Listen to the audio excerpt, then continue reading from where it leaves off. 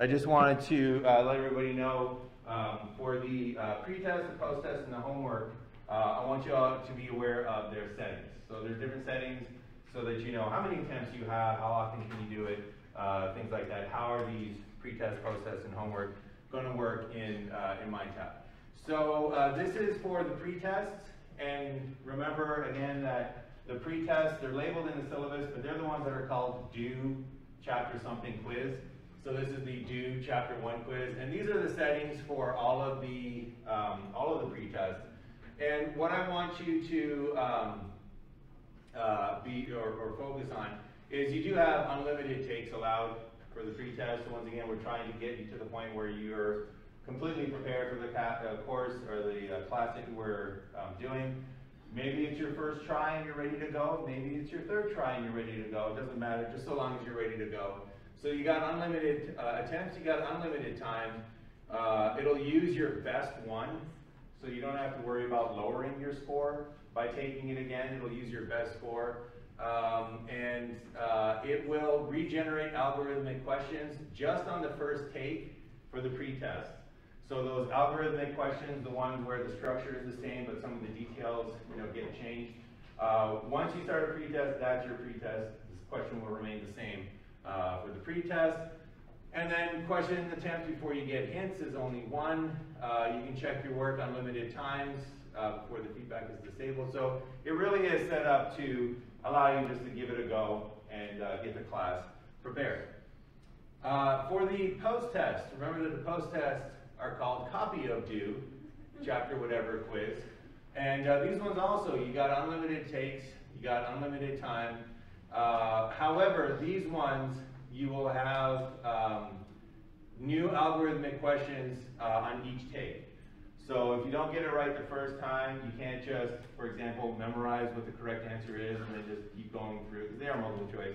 They will regenerate on those algorithmic questions on every attempt. And this is the one you will also get no hints. So on the post-test, we've been through it, you've gone through it once, you've attended class. For those ones, you won't get any hints even after the first attempt. But everything else is pretty much the same as the pre-test. And then finally, for the homework assignments, I had to limit the number of attempts for the activity because it's a requirement. So I put it to the max. So you got 10 attempts. You probably won't need it. And it will, again, take your best for multiple attempts. All right, so those are your settings.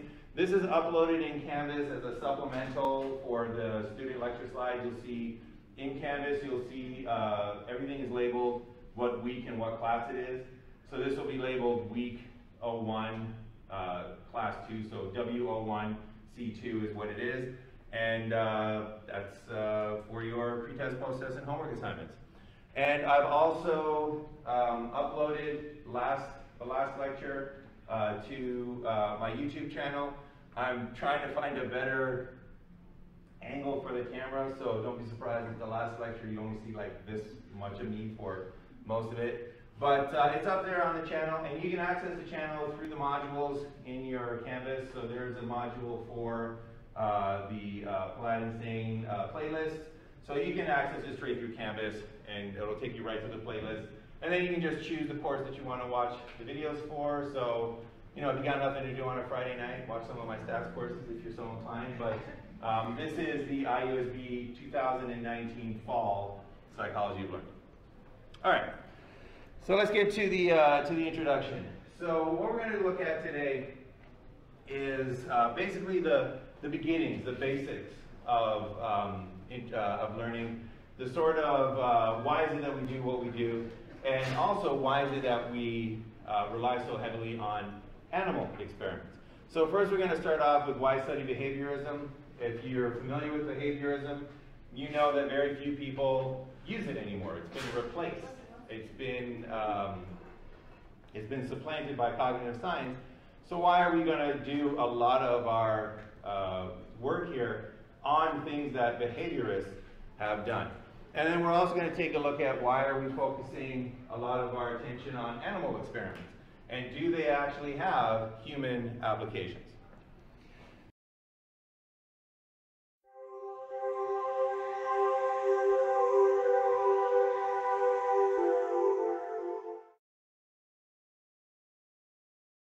So we'll give you a brief, very brief history of behaviorism.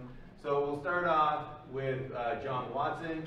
He is the founder of behaviorism. He is one of the most influential psychologists in the history of the world. One of the ones that started psychology here in the States. And he was the founder of behaviorism. He was the one that kind of laid down the foundation for, let's not look at the mind, let's look at behavior instead. Following Watson, we get Clark Hull. And Clark Hull formed neo-behaviorism. And he had one of the most influential psychology theories of all time. So his drive theory was one of the biggest theories of all time in psychology. And just to kind of give you an idea of how influential this theory was, when you, if you ever go to psychology journals, you'll notice that there's tons of research being published every single year. And some of that research will be in developmental, and they have their theories. Some of that research is in cognitive, and they have their theories. Some of the research is in community psychology, and they have their theories. Different areas of psychology all have different theories, and all their work will be on, various ones of these theories. So for any one theory to be tested a lot in psychology is pretty rare because of how diverse our subject matter is. Neo-behaviorism, as laid out by Clark Hull, at one point accounted for, or was in 70% of the publications in psychology. So 7 out of 10 psychologists were doing work that involved his theory one way or another. So that's like unprecedented in today's world. It was a massive idea, very, very influential. And then our final little piece of history, we got B.F. Skinner here. So he was considered the most influential psychologist of the 20th century. And usually if people can name one other psychologist other than Sigmund Freud, Skinner is the next guy that gets named. And we're going to see a lot of his work when we take a look at operational learning. So those were some of the big names in behaviorism. But as you probably know, behaviorism isn't the dominant approach to psychology anymore. People understand that behaviorism is limited, right? It's not enough to understand our minds. So it got supplanted by cognitive psychology. It got supplanted by the idea that our minds are like computers, our behavior is like running software, and that's the new paradigm that we use to understand behavior. So why are we studying in this course mostly work that was done in behaviorism? Why aren't we studying cognitive behavior in order to understand learning? And the reason for that is what behaviorism is good at. So if you take a look at a diagram like this, let's say that blue oval there, that is everything that you want to understand in psychology. That's all the psychology phenomena, right? So that's everything we want to know about behavior. Human behavior, animal behavior, we got consciousness in there, we got addictions, we have cognitive dissonance. We have all these sort of things that we want to understand about why is it that we do what we do. And the reason that cognitive psychology is so influential is because the concepts and the ideas and the approaches that it uses can answer a lot of those questions, right? It can't answer all of the questions. One of the ones that is still outside of cognitive psychology is consciousness. If you ever look at research on consciousness, they still don't know why we're aware of things that we do. And if you take a look at how good artificial intelligence is getting at doing a lot of the things that we do, and it is not self-aware, the question really becomes, why are we self-aware? And also the question becomes, how are we self-aware? There's not even concepts to understand who's looking and experiencing what we're doing. So it's difficult to even talk about because it's outside the realm of what we're ready to do. So that's cognitive psychology. That's what behaviorism is good at. So behaviorism got replaced because it couldn't handle all of these things that cognitive psychology can handle, right? So that's why it got replaced as a dominant approach. So why are we studying it? Well, the reason we're studying it is because the psychology of learning is right in here. Most of what we do in the psychology of learning is very, very well explained by behaviorism. So behaviorism failed because it wasn't wide enough in scope but we're going to use it for the psychology of learning because that was one of the things it did very, very, very well. So if you want to understand learning, you camp out in behaviorism, and that's why we're going to be using this, let's face it, no longer dominant approach, but it is amazing at understanding a lot of the psychology of learning. All right, so that's why we're going to be studying behaviorism.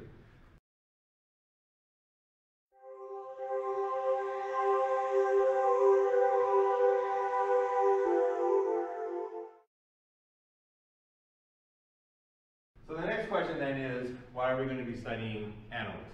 So in your readings, you will notice that many of the experiments that led to the theories of learning that we're going to find out about, they were done on rats, pigeons, and dogs. By far the most are done on rats, followed by pigeons, followed by dogs, and then other animals occasionally. But most of the work that was done, most of the groundbreaking work was done with animals. So the question comes that if we've learned a lot of stuff from rats, is that actually relevant to human behavior? Is it relevant to the type of behavior that we're trying to explain in humans? So I didn't have this link didn't work last time, so I came prepared today. So we're going to make the argument that yes, it is, in fact, relevant to behavior. Yeah. Okay. All right, it's decided to come back to life. All right, so these are the videos that I wanted to show you last time. And let's make sure that everything's recorded. Okay, so this is what I was trying to show you last time. So animal learning, animal experiments, animal studies are what allowed people to develop techniques to allow them to teach and learn, animals to learn to do things like this. It's on backwards. Look at that concentration on Boca. Down on that contact, get it up. Reverse spin there. Wow. Getting that nice time. Look at that flying out of that time. Look at that go. Get back, Boca, get back. Here we go, blind cross to the teeter. He's laying it all out there on the line, and he got it. Oh my gosh. Come on, Dave. You didn't know Dave is a friend of mine. Boca is flying through the course. Watch these weave pulls, watch them. Look at those weaves, look at those weaves. Boca, you tell him, get out of my... All right, so you can watch the rest of that on your own. But very complicated behavior. And it's easy to see that studies on dogs can teach you how to train a dog like that. Studies on dogs can allow us to learn how dogs learn. But we're going to see that those exact same principles can also account for how humans can do some very, very amazing things. So this is the other video I wanted to show you. So this is from America's Got Talent. We have a human doing an incredible human talent. And I don't know why this isn't going through the volume here, but I'll take what I can get at this point.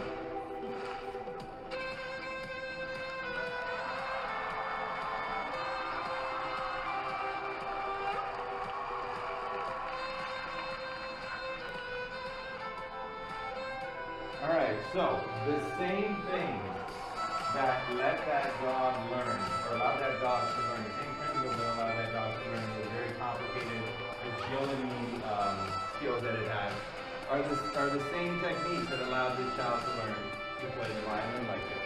So it's the same principles. There's some things that are different about human learning, and we're going to talk about those later on in the course. But most of how we learn and how we process and develop skills are the same as how animals do those as well. All right.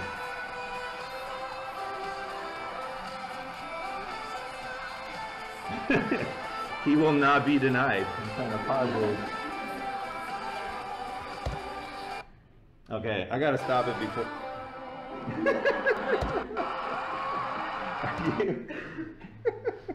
He can't be stopped. All right. So yeah, and if you need a good cry, you can watch the whole video.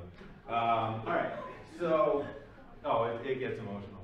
All right. So are they relevant in human behavior? So we saw two examples there where we saw extraordinary behavior one in an animal, one in a human being. And the question is, are those linked? So to break it down to a more sort of simple behavior, we can see that they are linked, and I'll give you an example of this and things that, how important it is to study the animal models to understand the human behavior. All right, so we're going to start off with Skinner. And we might need to be quiet. I don't know why it's not playing through, but... While some scientists engineer shiny new consumer goods for an eager public, Harvard psychologist B.F. Skinner seeks nothing less than the engineering of human nature. In experiments with subjects as simple as pigeons, Skinner declares that with the right social engineering, we can create a new breed of human being. Skinner is firmly in the behaviorist tradition pioneered by John Watson in the 1920s. Like Watson, Skinner contends that with the right tools, we can predict and control behavior. Skinner really inherited the mantle from Watson of behaviorism in this country, but it's kind of interesting to think about how there's a subtle difference in the way they went about it. Watson, as we know, ended up becoming an advertising executive, ended up embracing the American value system. Okay, so that's good. Can anybody hear in the back? Okay, so good. All right, we're not total loss. So that's a very important little aside right there. Watson, the founder of behaviorism, ended up being very, very successful in advertising. And when we get to the section on classical conditioning, it'll be made apparent just how much classical conditioning is used in advertising. So entire commercials, entire campaigns, they are all designed around the ideas of classical conditioning in order to associate good feelings with whatever product is being sold.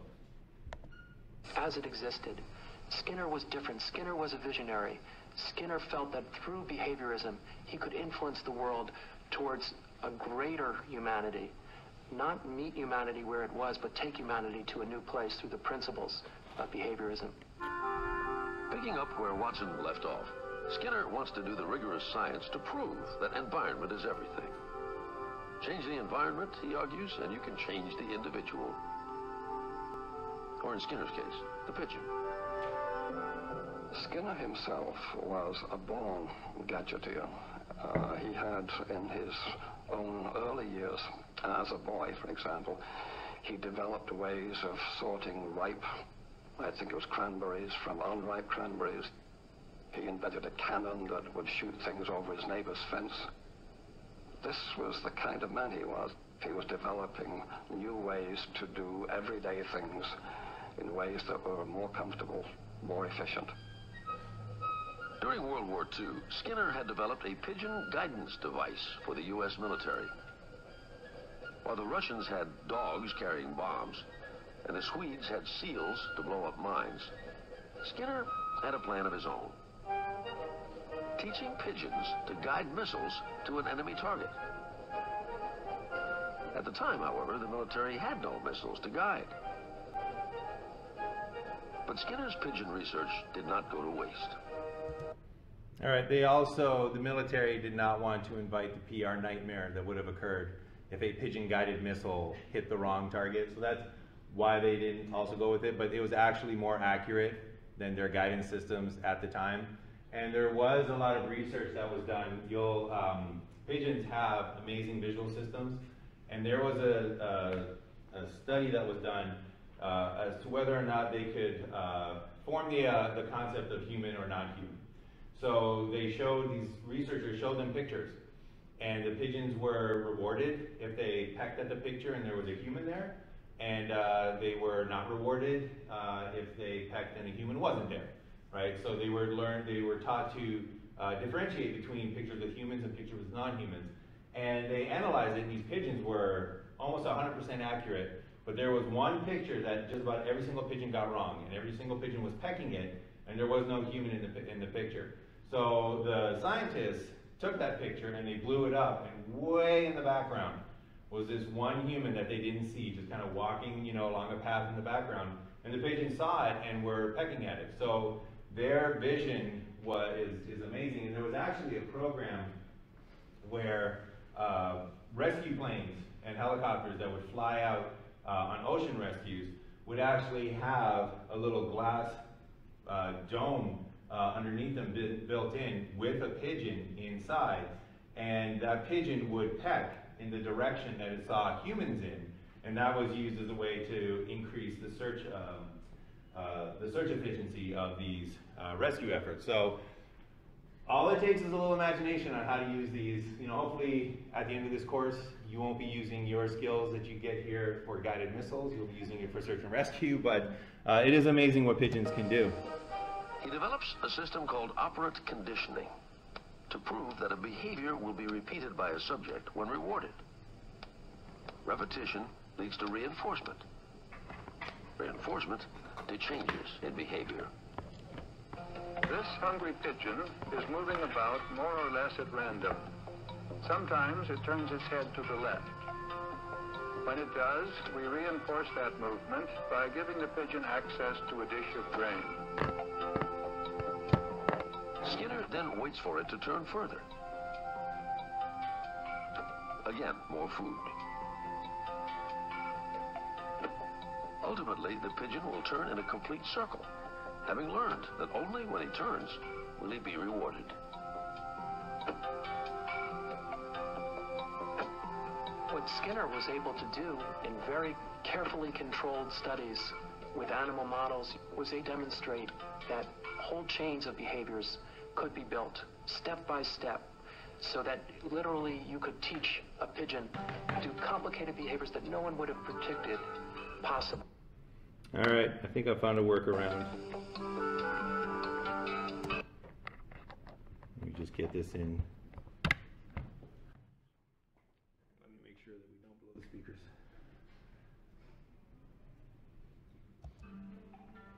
And Skinner believes that if it works for pigeons, why not people? In Skinner's mind, behavior is behavior, up and down the evolutionary scale, and it is all learned. So that's like the first iPad. That's like iPad 00 back in the day. One of the great successes is in education. People are taught to do more complicated tasks than anyone had thought possible by breaking down behavior into small steps and giving positive reinforcement along the way.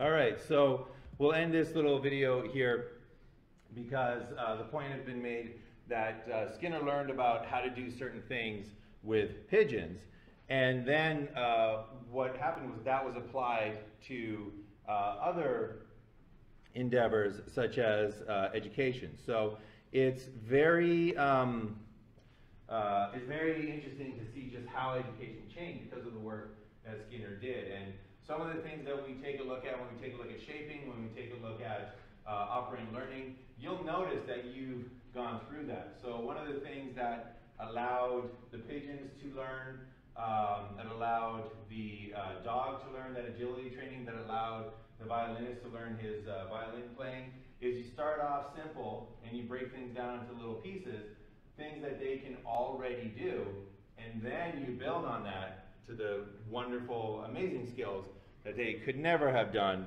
on their own. So we're going to take a look now that we've got some volume, at one more behavior that really kind of shows the link between humans and animals and how information on one can help us learn about information on the other. So this is your classic, this is your classic rat in a Skinner box, and this rat has been trained to press a lever and retrieve food.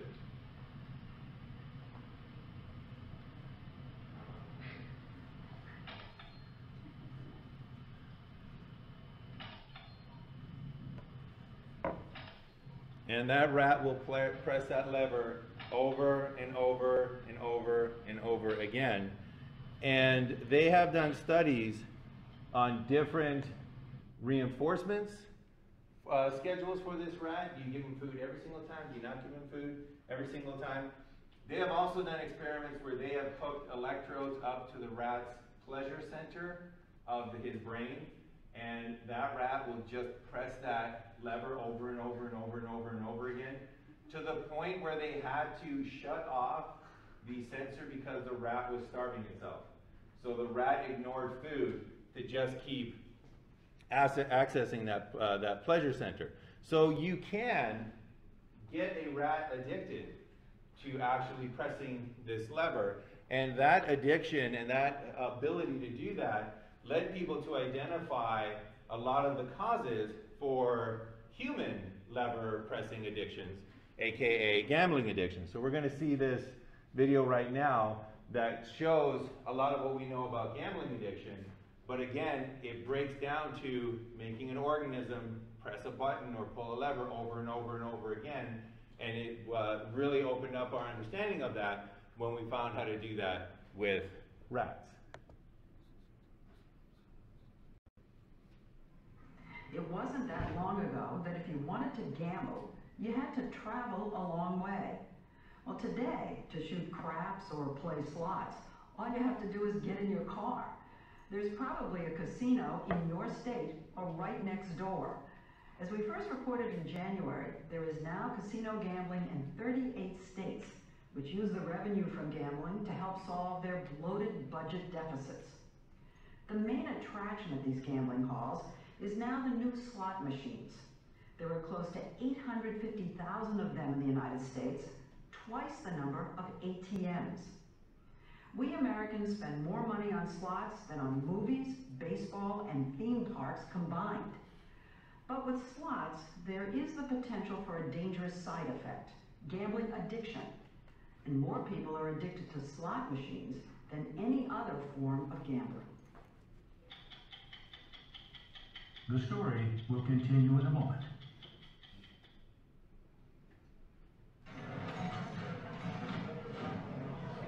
This is what slot machines used to look like, where you pull the handle and hope for three of a kind.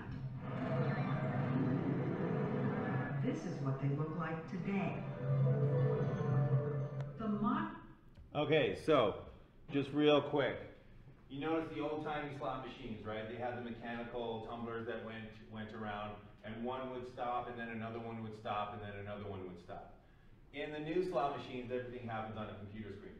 But you'll also notice that the computer screen displays things, so one of them stops, and then the other one stops, and then the other one stops, regardless of the layout. And we're going to see why that is done. We're going to see that the end goal for that is to keep somebody addicted to playing this game, to doing this behavior, without actually having to pay them out.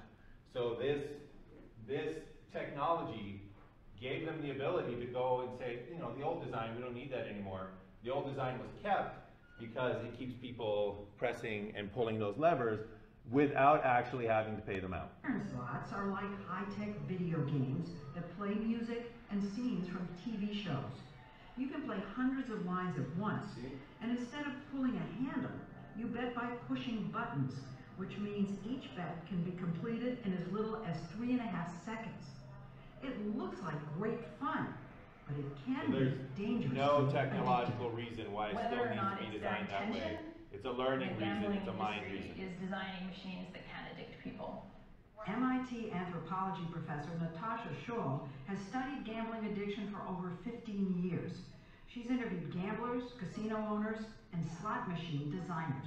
Do you think that most people would even think that a machine could addict you, that a machine can do the same thing that a drug could? What addiction really has to do is with the speed of rewards, and these machines, if they're packing 1,200 hands per hour into play, you're being exposed, you could see that as being exposed to a higher dose. A higher dose, says Scholl, because all that speed means more bets, and that means more excitement. And no machine is better for that than the penny slot, the most popular game on the casino floor. Because the bets are small, you can place hundreds of them at a time. Another core aspect of their addictiveness is their continuous nature. You're not interrupted by anything. You're not waiting for the horses to run. You're not waiting for the guy next to you to choose his card to put down. There's no roulette wheel spinning. It's just you and the machine. It's a continuous flow without interruption. I found that the machines were wonderful. I loved the excitement. I loved the people. I loved the camaraderie, the high fives when you win. It was just very exciting. Sandy Hall lives only a short drive from thousands of slot machines in Rhode Island and Connecticut. Married with 2 daughters, she worked in a bookstore and used to look at the casinos as an entertaining break. But eventually, she was playing slots so much, she burned through her retirement funds. My every thought and every being, if I wasn't at the casino, I was figuring out how I was going to get there. Where was I going to get the money?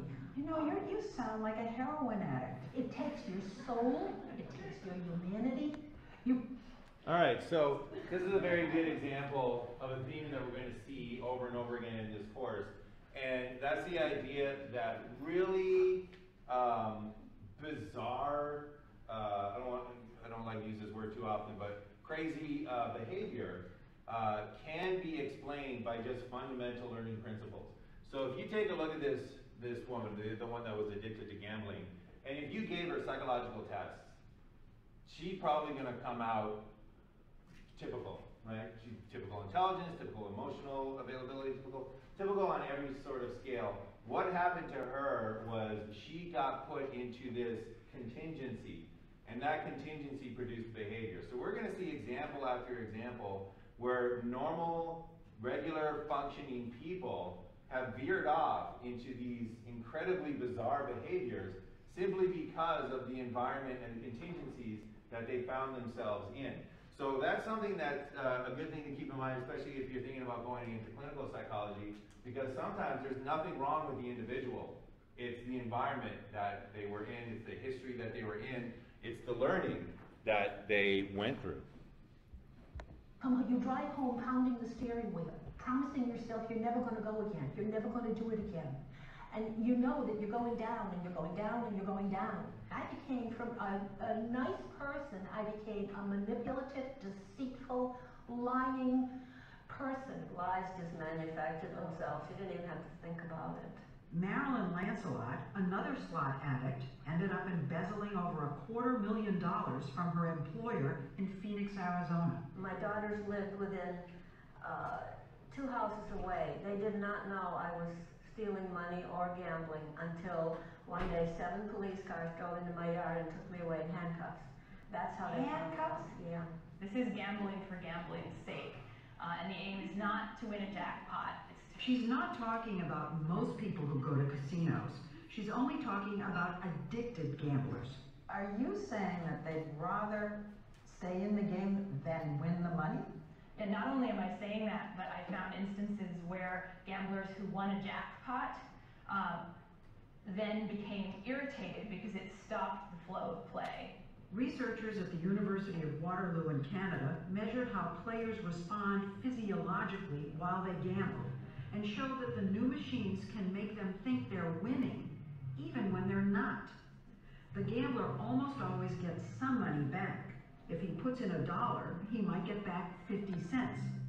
So what she mentioned about you think you're winning, or your brain thinks you're winning even when you're not, that's actually a feature of the old machines as well. And that's why that bit by bit of a reveal is still kept in, because as we're going to see when we go through classical conditioning, that allows your brain to say, hey, I'm winning, and then at the end you lose, but you've already sent that signal that, hey, I've been winning, I've been reinforced for this behavior. You lose on that last one, they don't pay you out the money, and that's why people do a completely irrational behavior. So if you, just think of it this way, if you had a job, and you went to that job, and after a week you get your paycheck, and your paycheck said, minus $100, you now owe us $100 for coming to work every day. You would say to yourself, this is ridiculous. No sane person would do that. People in a casino, minus 100, minus 200, minus 1,000, minus 250,000 that they embezzled from their employer, and it's all explained because of these reward systems. But the sounds and flickering lights trick his brain into thinking he came out ahead. The constant feeling of winning creates so much pleasure, says Natasha Schul, that regular players can slip into a trance-like state, a place she calls the zone. One gambler told me that when he's in the zone, he couldn't remember his children's name. You go into that trance, that zone, that box. Nobody can touch you. You have escaped from reality. No one can ask you for anything. When you sat in front of those machines, did you get in the zone? Did you have a I buzz? was having a love affair with that machine. That was my love. If anybody came near it or touched it, back off. Don't touch my machine. It was the same as a kiss from a lover. Really? It was sweet. All right, so once again, she sounds about as bizarre as you can sound, right? Like, oh, the machine was like a lover, it was like a kiss, it was sweet. We're also gonna delve into how learning affects liking, right? So when you fall in love, there are processes, psychological processes that are going on that allow you or make you have those positive feelings towards somebody else. So once you kind of understand the principles of everything, this behavior, not that bizarre, right? To actually love the thing that you've had good times with is exactly why you go out on dates, right? It's exactly why you try to plan something fun. It's exactly why people are like, hey, let's go to this really nice restaurant, and then I'll take you to a really nice show, and we'll have a great time, is what people try to do on a date, versus, hey, let me take you to this crappy place I know about, you'll get food poisoning, and then I'll take you to a boring parking lot, and you'll just sit around, right? You don't want to do that because of the same principles that made her fall in love with her machine. So once again, totally bizarre, and yet at the same time, totally explainable and understandable once you know the principles. Sweet. And yet not everyone is convinced the machines addict people. Listen to Howard Schaefer, the director of the Harvard Medical School Division on Addiction, the man the gambling industry loves to quote.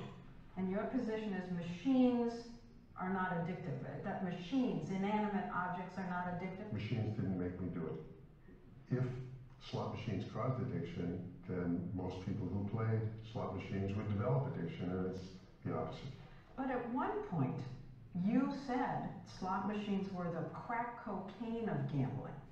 I did say that. And how does that square with what you're telling me today? Not everybody who uses crack cocaine becomes addicted. Yeah, but no. Okay, so I have to weigh in on this one before we watch anymore. So the rest of this video, we're going to see why it's so important to study these animal models, why it's so important to understand these behaviors because of the impact that they can have on individuals and the impact that it can have in our society. This professor is a very interesting case because he's saying things that just don't seem correct in common sense, right? Like crack cocaine is not addictive. So one way to understand what he's doing is, and you'll learn about this in methods of experimental psychology in your advanced lab, if you want to do science, you need operational definitions. You need definitions that say, this is how you measure this is how you measure that. And whatever his operational definition of addiction is, it doesn't fit the current common sense. That's why he can say things like, well, crack cocaine is not addictive, because according to his definition, unless everybody who tries it gets addicted, then it's not addictive. So that's where he's coming from. I remember before he retired, I asked Dr. Hubbard, what is defined as addiction, right? Because if you take a look at some of the things that we do every single day, things that we get very irritated if we can't do, such as sleep. Nobody ever says, oh my gosh, I got a bad sleep addiction. I need 8 hours every day or else I get jittery and I can't really function. Nobody considers that an addiction. So I asked him what an addiction was, and it was like a 20-minute speech, right? It was a 20-minute conversation. It's complicated. This guy is though way on the one side of that definition. Nobody's going to sit here and try to tell me crack cocaine isn't addictive. And if this is like crack cocaine, the conclusion is that it's addictive. I don't come to the same conclusion because the majority of people that have used cocaine have not developed cocaine addiction. Only a small minority have. And the same would be true with gambling. The problem is that small minority that does get addicted is hit hard. You are getting a little dose of gambling in your brain every 3 seconds. It's a gambling IV. And there's a drip, drip, drip. Doctors Robert Breen and Henry Lasser are gambling addiction specialists at Rhode Island Hospital. They've treated 1,300 slot addicts who, when they try to stop, look like heroin addicts in withdrawal. And they're coming in and they could quit literally. They have shakes. The cravings are they're having these responses, and you tell yourself, it's got to be on, they got to be on something, and it turns out that they're withdrawing from the gambling. Slots in particular. Yeah. And yet, state after state is turning to slots as an easy way to raise revenue and increase jobs. And no state has been more aggressive in luring gaming in the last few years than Pennsylvania, where the opening of the Sugar House in September made Philadelphia the largest U.S. city to house a casino. So far, there are 10 gambling halls in the state with nearly 27,000 slot machines. Former Governor Ed Rendell has championed the casinos. Look, gambling is not anything we should say, oh, thank Lord we have gambling. But it is a decent way to raise revenue where the upsides that's produced is significantly better than any downside that comes from it. You said there were downsides to gaming. What are they? The biggest downside is that some people lose their paychecks. But understand, Leslie, they're not losing their paychecks because Pennsylvania instituted gaming. Those people were losing their paychecks in Atlantic City, in Delaware, at the racetracks, Why not or in lose West it Virginia. here? Well, if they're going to lose it anyway, let's get the upside. We were getting all the downside and none of the upside. The upside, he says, is the $1 billion the state got in gambling revenue last year, which was used to provide a $200 a home property tax reduction, plus more relief for senior citizens. People have been gambling since organized society was formed on the banks of the Tigris and Euphrates. They were gambling. And they will gamble as long as there is life on this planet. And that's a fact. No one's saying that people can't gamble. This is about government using gambling to prey on human weakness for profit. Les Bernal is head of the national organization Stop Predatory Gambling. He and former Massachusetts State Senator Sue Tucker have been fighting a move to bring casinos and slot parlors to the Bay State. We're in the worst economic crisis since the Great Depression. And the daily voice of government to most Americans is, we're gonna push casinos and we're gonna push lottery tickets. Well, but you have a situation where states are desperate. They're way over budget. They have to find revenue somewhere. They know people will gamble. As a revenue raiser, it defies every principle. It's regressive. In other words, it takes far more money out of lower income people's pockets than higher income. It is cannibalistic. In other words, it eats other forms of revenue. When you have your citizens dumping $2 billion down the slots, they're not buying a new car, and you lose that tax. You brought these casinos to the state. Do you ever just say to yourself, oh my God, there are a lot of people who are suffering, and they're taking whatever money they have, and they're throwing it away in these casinos. And do you ever just say, oh, what have I done? Don't listen. Anyone who has that bent would be doing it in other places had Pennsylvania not legalized gambling. The counter argument is that you're creating new gamblers. But then lots of new gamblers. New gamblers. Well, because it's down the street. I mean, just logically. Those people play the lottery. They bet on football. How much money is bet on the Super Bowl? People are losing money for the state to get its revenue. They're losing money. Let me answer this. I've known you for 2 or 3 decades. You're a very smart person. But not now. But you're not getting it. Oh, no. You're not getting it. Those people would lose that money anyway. Don't you understand? Our pressing him on this point led to this. You guys don't get that. I do get it. You're simpletons. You're idiots if you don't get that. We couldn't figure out why all the emotion, but his main point was that gambling is good entertainment and people should be allowed to make their own decisions about it. But since the first casino opened in Pennsylvania 5 years ago, calls to gambling addiction hotlines in the state have tripled.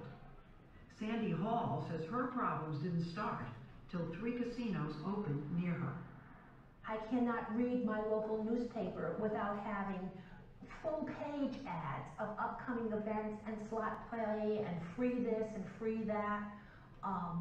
The exposure is phenomenal because of the proximity of 3 casinos.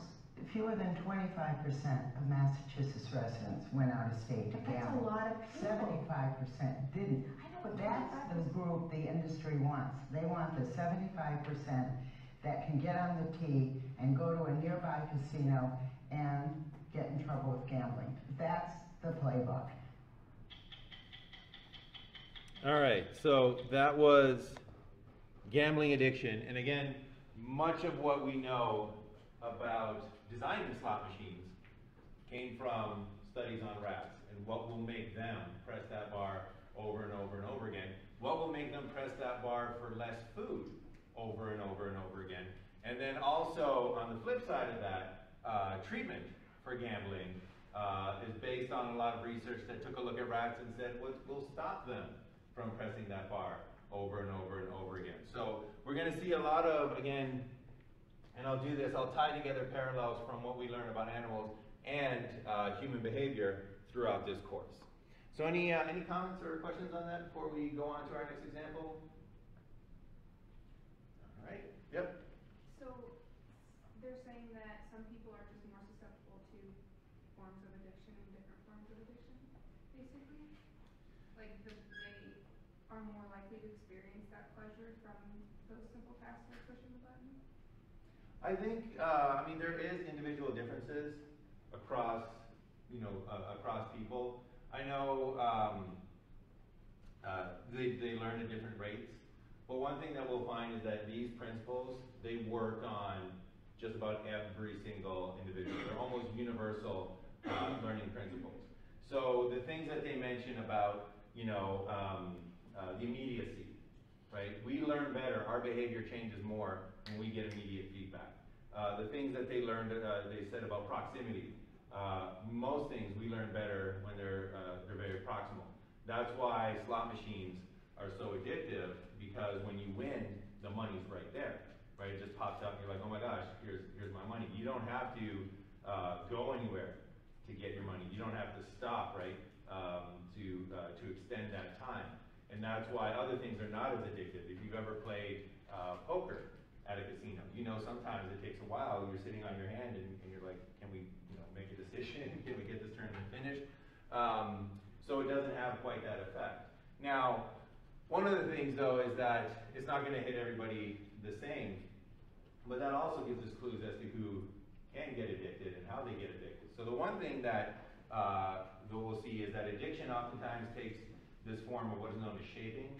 And shaping is when you start off with things that are pretty simple, and then you get to more complicated things. So when you're learning to play the piano, your teacher will take you through shaping, and they'll first start with, this is where your hands go, right? This is something that you can do. And then little bit by little bit, this is how you play a scale, let's do that a little bit, until you're playing like Beethoven's Fifth Symphony, and you got this huge complex pattern of events. The casinos know that as well. They need to shape this behavior. So the first thing they need to do is they need to get you there, right? The first behavior that they need to shape is a very simple task of getting you to a casino. That's why proximities of casinos are very important, because it's a lot easier to get somebody there when it's down the street rather than when it's 100 miles away. So that's why they have those free slot tournaments, right? That's why they have those, bring this in for $100 free credit. That's why casinos have shows, right? Do you ever wonder why casinos have concerts and they have magicians? It's because they're shaping people to get inside into the casino. And that's why they give you the free, the free startup, right? Here's $20 free in chips, so that you can go and you can actually practice this is the motion of betting, this is this. And one thing that they have found though is that oftentimes somebody who gets addicted to gambling will have a big win early on. So the people that get addicted to gambling are the ones who are like, well, I've never tried slots, let me try this one. They put it in, they pull the handle, it's like, oh my gosh, a jackpot. That high reward right at the beginning makes them much more susceptible to developing that addictive behavior. And it's one of those things where it's important to understand that these are basic processes, and you can either use them to kind of get people addicted, or you can use them to get addicted to good behaviors, right? So if you, most parents try to do is you try to reward the good behaviors, so that your children will get rewarded for that, feel rewarded, so that they'll want to do it more and more and more, just like somebody who's addicted to gambling wants to do it more and more and more. But the essence of your question, like who gets addicted and who doesn't get addicted, that is, just kind of tie this up, that's like the Nobel Prize winning psychology question that's out there. So as a psychologist, you can predict groups of people. So if you gave me two groups of people and you said, all right, this group of people, they had a traumatic experience. This group of people, they did not have a traumatic experience. I could tell you without a doubt, there's going to be more people suffering from PTSD in this group than there is in this group, right? And I guaranteed that's what our theories, have shown. If then you ask me, okay, well, out of the 100 that are going to get PTSD, which one? Then I have no idea. So if you can predict the individual rather than the aggregate groups, then invite me to your Nobel Prize party because that's literally like the holy grail of what psychologists are trying to get to.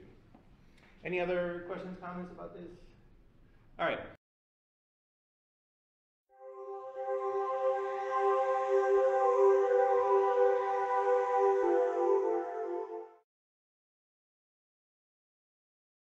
So the last thing we're going to take a look at today is we're going to take a look at another example where studies on animals really open the doors to understanding a important human behavior, and we're going to talk about Martin Seligman. So Martin Seligman, he wanted to study the effects of prior learning on subsequent learning. So if you learn something first, will that affect how you learn other stuff later on? So he set up this very influential experiment where he had two parts to it, and he used dogs for his experiment, and he split them up into three groups.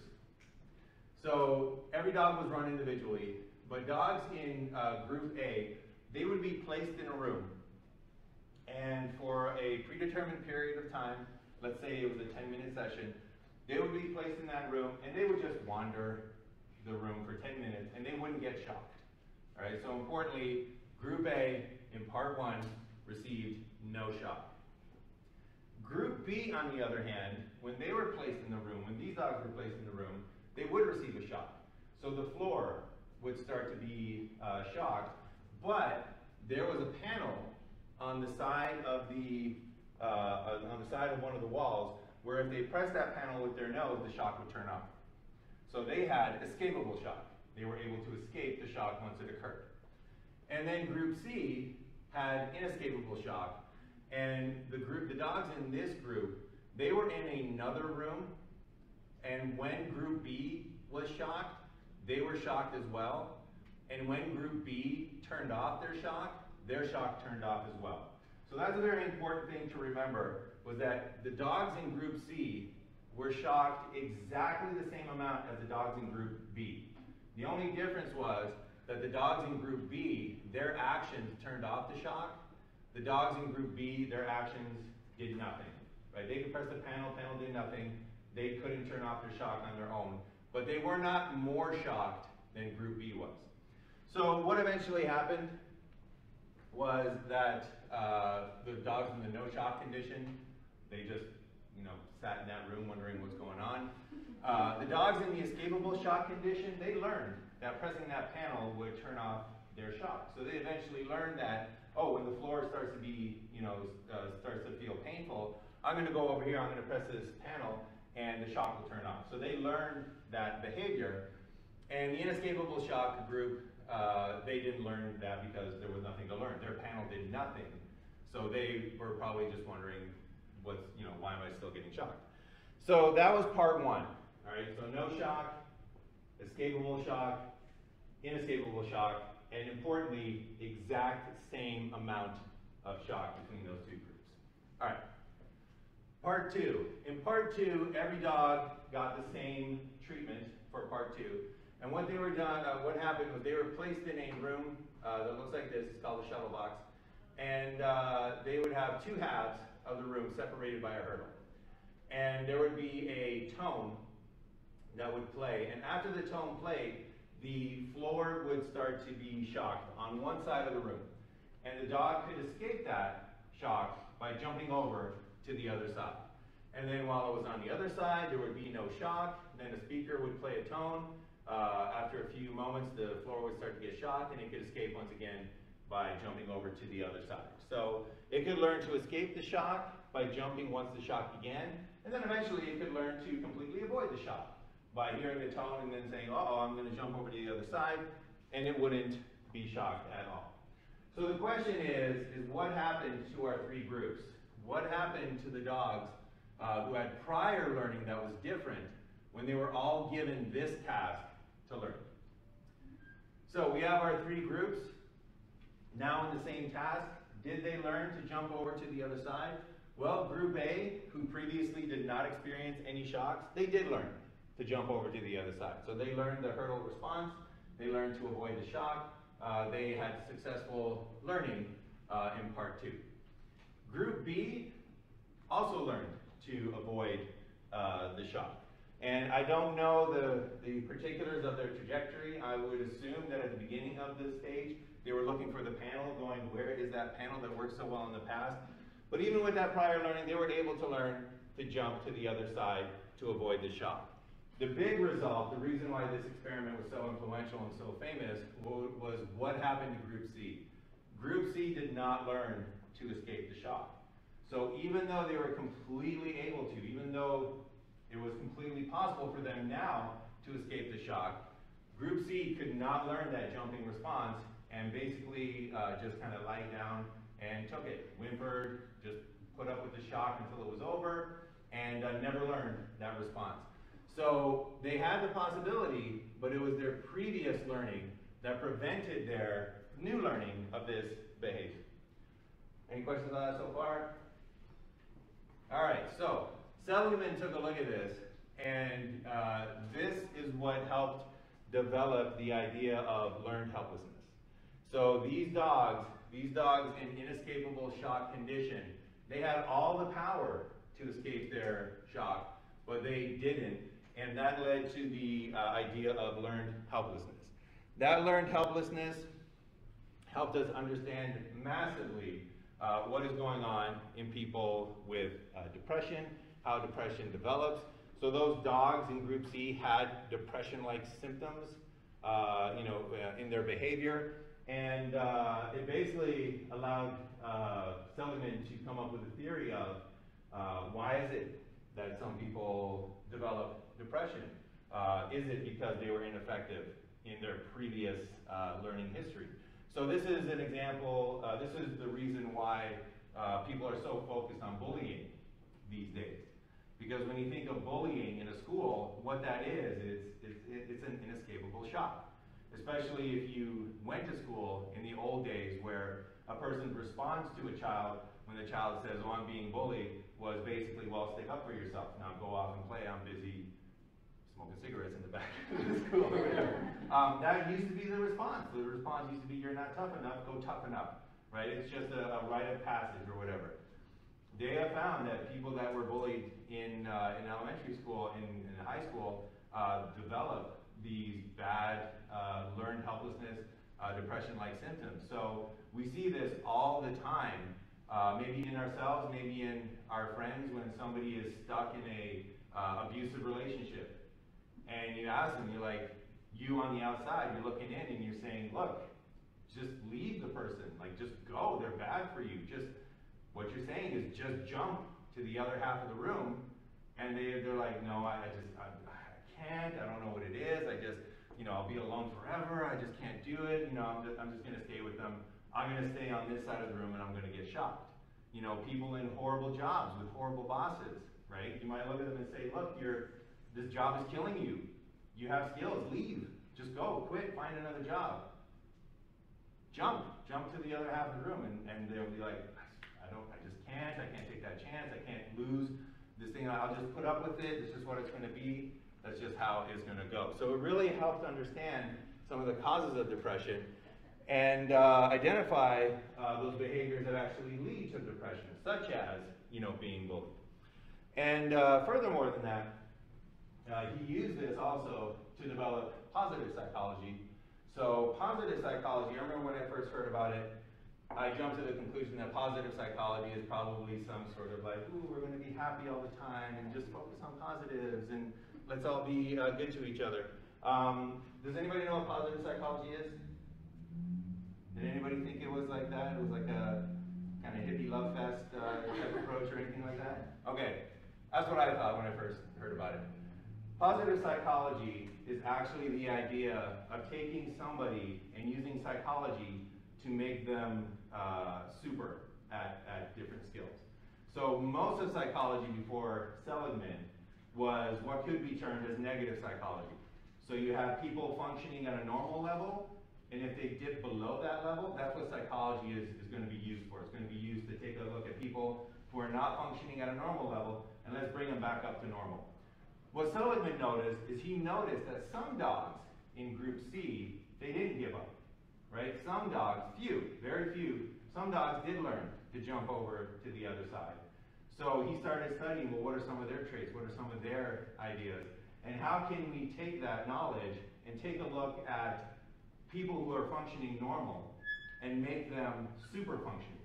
It's kind of like a nice analogy is positive psychology is like the bodybuilding of psychology, right? You're looking to build your muscles and build your skills, your mental muscles, your mental skills far in advance of what is currently able. So if you see somebody who competes at the Memory Olympics, they've developed their mnemonic techniques, they're part of positive psychology. If you see somebody who's super resilient, you know, the kind of person where they tried to start a business 25 times and lost everything 25 times, and you say, well, what are you going to do now? And they're like, well, I'm going to try it 26 times. They're on the other side of positive psychology. So I mentioned this, and I love this example, and I wish those dogs, after they were done with this experiment, got nothing but steak dinners for the rest of their lives, because the book that he wrote, Learned Optimism, How to Change Your Life, that was actually what my cognitive behavioral therapy was based on when I got treated for depression. So because of the pattern of my depression and I'll be honest with you, the bullying that I had gone through when I was a kid, that's where my depression came from. So I had to learn a lot of this optimism, and one of the kind of reprogramming things that occurred in my mind was what they call the 3 Ps, where people who have learned helplessness process things as being permanent, as being pervasive, and as being personal. So I'll mention this in case any of you might think the same way. It's a sign of you might be at risk for developing depression. So everybody in the world goes through tough times, right? If your life has been perfect up until this point, congratulations, I'm happy for you. But most of us have bad days, most of us have hard times. And what makes us either develop a mental illness or not develop a mental illness is basically how do we cope with those particular setbacks. So if you have learned helplessness and you're on your way to developing depression, or you're already in that depressive state, the 3 ways that you take setbacks is, the first thing that you do is you take it personal. So the easiest example for this, and one that might be relevant, is let's say you do poorly on an exam, right? Let's say you do an exam and you get it bad and you're like, oh my gosh, I failed my exam. If you have learned helplessness, if you've been in that inescapable shock, first thing you're going to do is you're going to take it personally. You're not going to say, well, this exam was too hard, I'm totally fine. You're not going to say things like, well, the teacher just didn't do a good job, you know, and that's why I didn't do well on the exam. You're going to take it personal. You're going to say, oh man, I'm stupid. Like, I can't do this, I'm not smart enough, right? So you take that feedback and you take it personal. That's number 1. Number 2 is it's permanent. You take it as permanent. So if you take it not permanent, you're going to take a look at that exam and you're going to say, oh man, I got an F on this exam. I'm going to get an A on the next one. All right, so no big deal, I'll get an A on the next one. This isn't permanent. Somebody with learned helplessness will take a look at that exam and say, oh my gosh, I got an F on this exam. I'm going to get an F on the next exam, and then the exam after that. This is just my permanent state. That's how I'm going to do. And then the last thing is that it's pervasive. So whereas a person who has a typical reaction or a non-pervasive reaction will say, oh my gosh, I got an F in my math class, I'm going to rock my history class, right? I'm going to rock my history class, I'm going to do awesome in Spanish. This is not pervasive. Somebody with learned helplessness will say, oh my gosh, I got an F in my math class, I'm going to get an F in Spanish, I'm going to get an F in history, I'm going to flunk out of college, I'm going to get a bad job, I'm going to end up in a horrible marriage. If anybody will marry me at all, I'm probably going to die alone. It's everything, right? It's not just a little compartment of your life that's wrong. It spreads to everything.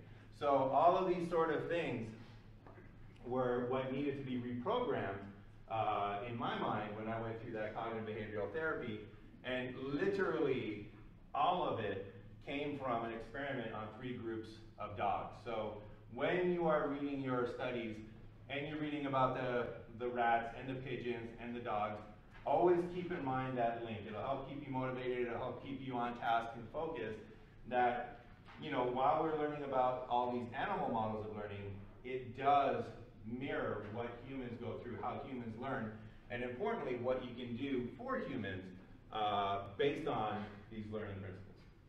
All right, so that's all that I wanted to cover today. Any questions before we wrap this up? Yep? If someone is under helplessness, is it possible that they can see it as critical analysis and see it as helplessness? Can you say that a little bit louder? Sorry. So you think that the 2 things that people experience when they have helplessness is taking it personally and it being prorated. Yep. Is it possible that they could have only one or the other, or they have both? Well, there's actually the 3 things. So personal, pervasive, and permanent. And just like with any other answer to behavior and psychology, it is possible to have more of one and less of the other, but that's the typical pattern that you'll see in people's thought patterns when they go through or when they're in learned helplessness. So I'm sure that just because humans are very, very different individuals, some people might take it more personally and less permanent than other people. Other people might take it less personally and more permanent. But typically those 3 things go together, and they're in an elevated level compared to typical functioning individuals. Any other questions? All right, so that's it for today.